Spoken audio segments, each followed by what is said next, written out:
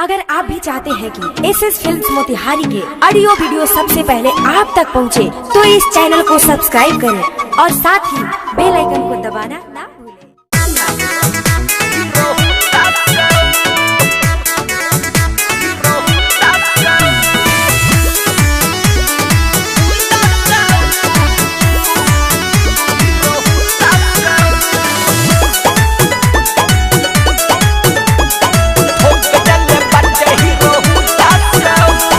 रहे स्कूलवा के छुट्टी दूर दिले बाटे स्कूटी दिले बाटे सकी भइल रहे स्कूलवा के छुट्टी दूर दिले बाटे स्कूटी कैले रहे उहो पीछा ओढ़नी गिर गइल नीचा कैले रहे उहो पीछा ओढ़नी गिर गइल नीचा टिक्का कैले रहे बुंदा से कम नहीं रहे कोनो बुंदा से ठोक देले बाटे हीरो बुंदा से आले रे कम नहीं रहे कोनो बुंदा से ठोक देले बाटे हीरो बुंदा से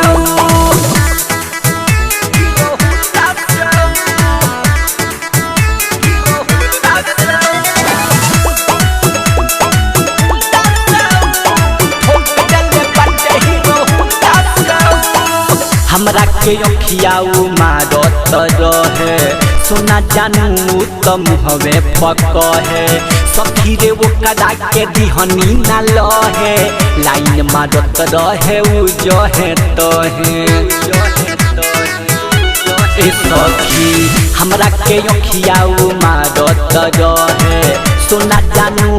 तम हवे पकहे सखी रे ओ कदा के दिहनी ना लहे लाइन मारत रहे उ जहे तहे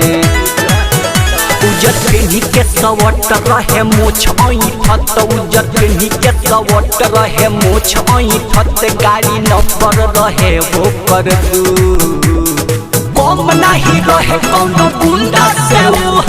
ठोक देले बाटे हीरो बुंदा से आले रे कम नहीं रहे कोनो बुंदा से ठोक देले बाटे हीरो बुंदा से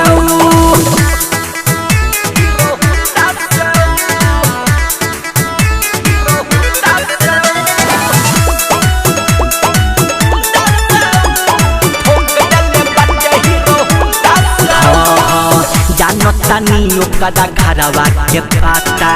संजय सादा भी ओकर नाम ह बुझाता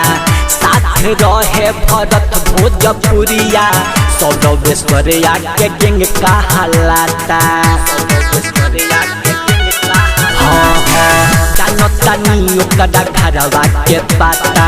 संजय सादा भी ओकर नाम ह बुझाता साथ रहे भरत भोजपुरिया सौरवेश्वरिया के गैंग कहलाता रहे जिला चंपारण छौड़ा रहे ना साधारण रहे जिला चंपारण छौड़ा रहे ना साधारण बाल रखले बाला वंडा जसू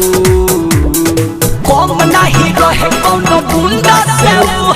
ठोक देले बाटे हीरो बुंदा से आले रे कम नहीं रहे कोनो बुंदा से